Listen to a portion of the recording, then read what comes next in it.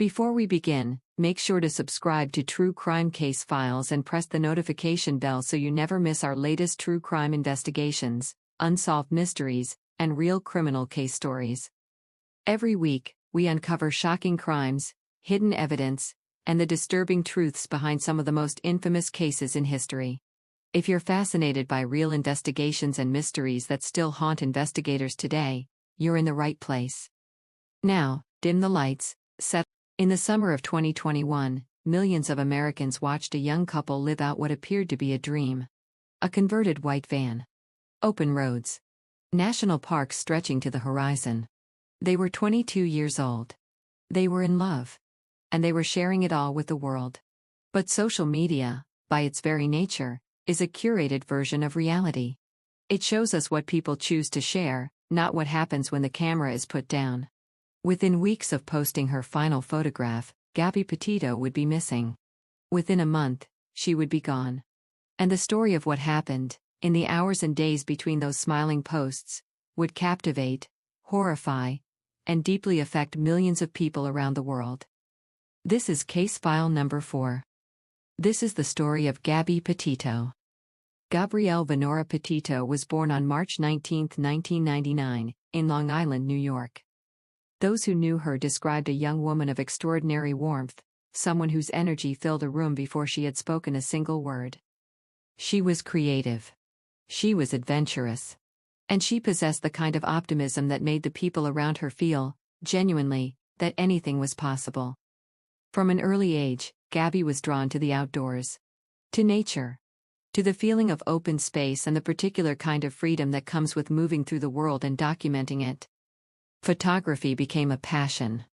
Storytelling became a goal. Like so many young people of her generation, Gabby saw social media not merely as a platform, but as an opportunity. A way to turn the things she loved into a life she could live. She wanted to become a travel influencer. She wanted to document America's wild places, its national parks, its mountain ranges, its hidden valleys and forgotten highways. And in the spring of 2021, with her fiancé Brian Laundrie beside her and a converted white Ford Transit van waiting in the driveway, that dream was finally within reach. She had 652 Instagram followers when she set out. Within weeks of her disappearance, that number would climb into the hundreds of thousands. But Gabby would not be alive to see it. Brian Christopher Laundrie was born on November 18, 1997, in Long Island, New York, the same place where Gabby grew up. He was 23 years old in the summer of 2021. Brian and Gabby had been together since their teenage years. By all outward appearances, they were deeply committed to one another. He shared her love of the outdoors. He too was drawn to minimalism, to the van life philosophy of paring life down to its essentials and moving through the world on your own terms. In 2019, the couple relocated to Northport, Florida, where Brian's family lived. They moved in together. In July of 2020, Brian proposed. Gabby accepted. The cross-country road trip, which they planned meticulously over the following months, was meant to be a celebration. A year of adventure before they settled into the next chapter of their lives. They purchased and converted their van. They mapped a route through the American West. By all appearances, the dream was intact. What was happening beneath the surface is something the world would only begin to understand later. On July 2, 2021, Gabby and Brian set out from Blue Point, New York. Their planned route would carry them west through Kansas City, north to Colorado and into Montana, then south through Idaho and Utah, with a final stretch into Wyoming. The content they posted in those early weeks was everything Gabby had hoped for. Canyons catching the late afternoon light. Campfires against a darkening sky. Two young people who looked, in every photograph, like they were exactly where they were meant to be. Gabby's YouTube channel was called Nomadic Steak. She was consistent. She was engaged with her growing audience. She was building something. But travel, extended, confined, financially uncertain travel, puts pressure on relationships in ways that are difficult to anticipate. Friends and family would later describe signs that the relationship had grown strained. Gabby's messages home became less frequent. The tone of certain communications had subtly shifted. But these were threads that, at the time, seemed easy to explain away. They were tired. They were adjusting. All couples argue. On August 12, that explanation would no longer hold. On the morning of August 12, 2021, a 911 call was placed in Moab, Utah. A witness reported seeing a physical altercation between a man and a woman near a white van on the side of the road. Officers with the Moab City Police Department responded and located the vehicle. What followed was recorded on body cam, footage that would, weeks later, be viewed by tens of millions of people around the world. In the footage, Gabby Petito is visibly distressed. She is crying. She is struggling to compose herself as she speaks with officers. She describes a disagreement that had turned physical. She places blame on herself. This is not uncommon in domestic situations. Victims of intimate partner violence frequently minimize incidents, protect their partners, and accept responsibility for behavior that is not their fault. Brian Laundrie, speaking separately to officers, describes the situation as a mutual argument. After lengthy conversations with both parties, officers made a determination: no arrest would be made. The couple was separated for the night. Gabby stayed in the van. Brian checked into a nearby motel. At the time, the responding officers treated it as a misdemeanor domestic dispute. The Moab Police Department would later be criticized for their handling of the stop. Questions were raised about whether officers had followed proper protocol, and whether, had the situation been assessed differently, what came next might have been prevented. An independent review commissioned by the city later concluded that responding officers failed to follow proper procedures. The next morning, Gabby and Brian continued on their journey. 29 days later, Gabby would be reported missing. Following the Moab incident, Gabby and Brian continued north into Wyoming. They visited Grand Teton National Park. They traveled to Yellowstone. Gabby continued posting, though with diminishing frequency. Her last Instagram post, shared on August 25, showed a white egret against a bright blue sky. The caption read, simply, "Happy Life." Her family received what appeared to be a text from her phone on August 27, referencing no cell service in Yosemite, despite the fact that Gabby had not, according to all available evidence, traveled to Yosemite. This discrepancy would become one of the most scrutinized details of the entire investigation. Phone records would later reveal that the text had been sent from a location near Grand Teton National Park. The precise circumstances under which that message was composed and sent remain deeply troubling. After late August, Gabby's family received no further credible communication from her.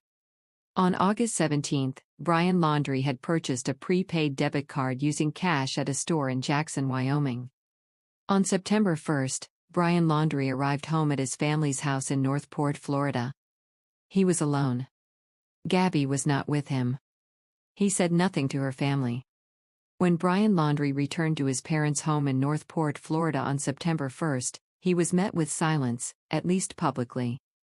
Gabby's family, growing increasingly alarmed by her absence and the strangeness of her communications, began reaching out. They received no response from Brian. They received no response from Brian's family.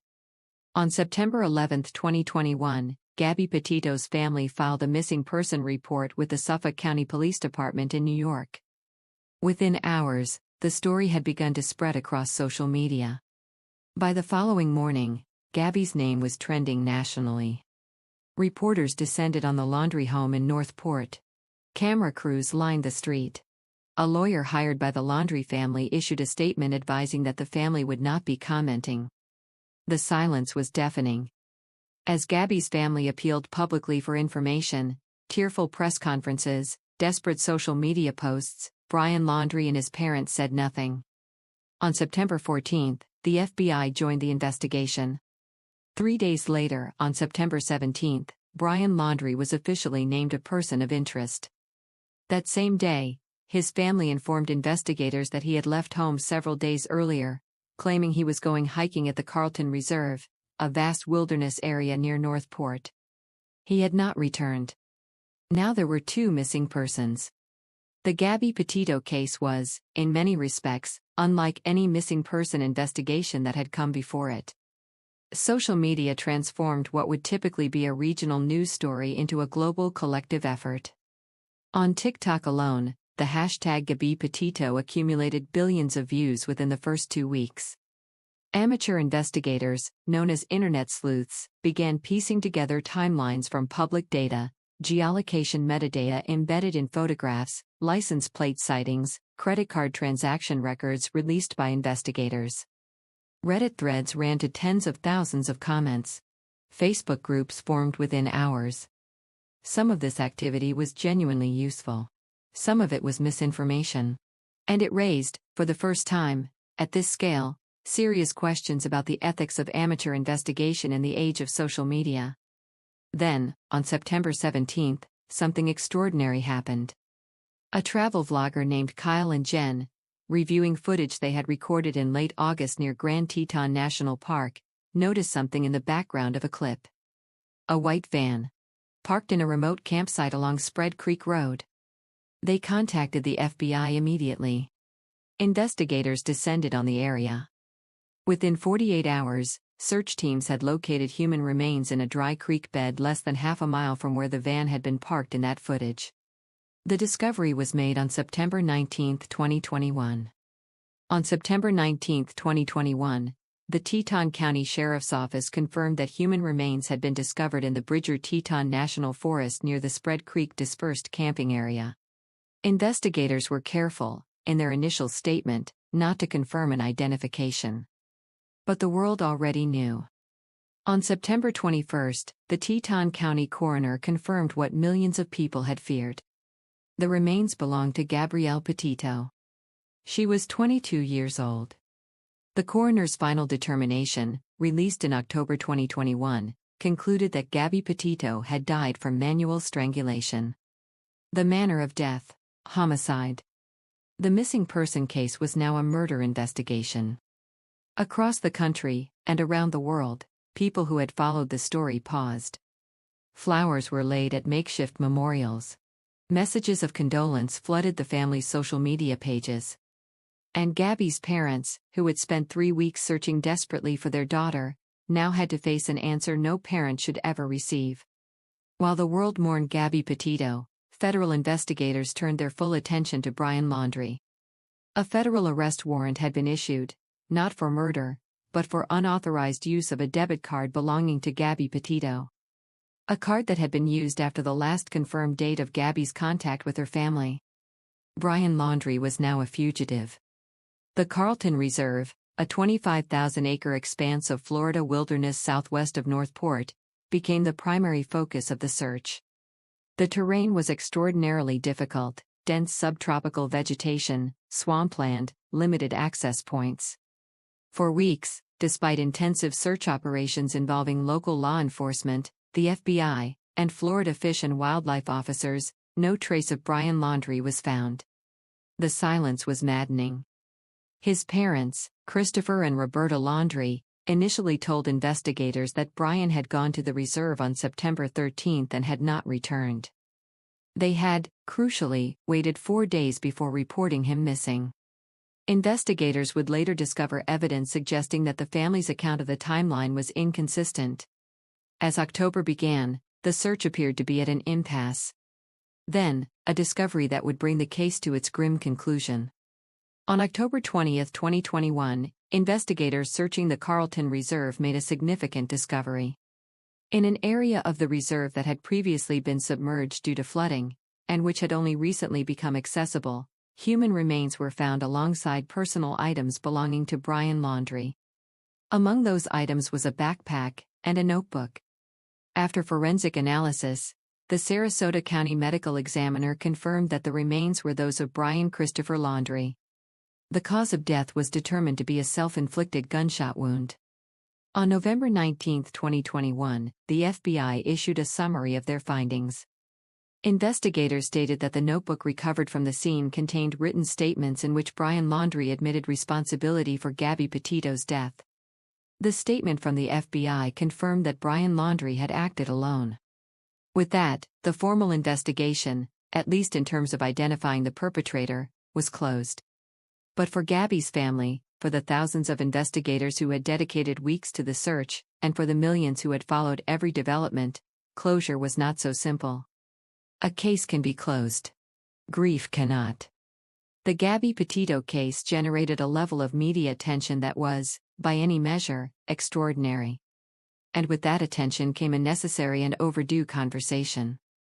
Advocates and journalists pointed to what researchers have long documented as missing white woman syndrome, the observed tendency of news media to devote disproportionate coverage to cases involving young, white, conventionally attractive women, while cases involving women and girls of color, indigenous women, and victims from lower-income communities receive a fraction of the same attention.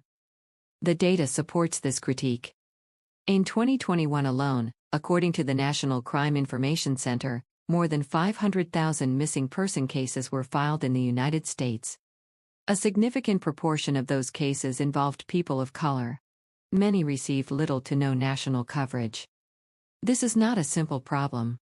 It reflects systemic disparities in media, in law enforcement resources, and in the way society assigns narrative weight to different human lives. The Gabby Petito case also renewed focus on the realities of intimate partner violence. The Moab police stop, visible to millions through bodycam footage, became a case study in how domestic abuse presents, how victims protect their abusers, and how institutions sometimes fail to recognize danger when it is standing directly in front of them. If there is a lesson in that footage, beyond the tragedy it foreshadows, it is that the warning signs of intimate partner violence are often visible. And they must be taken seriously. If you are in a relationship where you feel unsafe, help is available. The National Domestic Violence Hotline can be reached at 1-800-799-7233 or by texting START to 88788. Calls are confidential. In the years since 2021, Gabby Petito's family has worked tirelessly to transform unimaginable grief into lasting purpose. The Gabby Petito Foundation, established in her memory, works to support organizations addressing domestic violence, mental health, and the families of missing persons. Gabby wanted to document the beauty of the world. She wanted to show people the places that took your breath away. And in her own way, she has continued to do exactly that. Her story has changed the way millions of people think about the relationships they see on social media, about the warning signs they might otherwise overlook, about the obligation to take those signs seriously. She was 22 years old. She was creative and energetic, and she wanted the world to feel as wide and as full of possibility as it did to her. That is how she deserves to be remembered. Not for the manner of her death, but for the way she lived. This has been Case File number 4. Thank you for watching. If this documentary resonated with you, please consider supporting the Gabby Petito Foundation at gabbypetitofoundation.org. Until next time, stay safe, stay aware, and look after one another.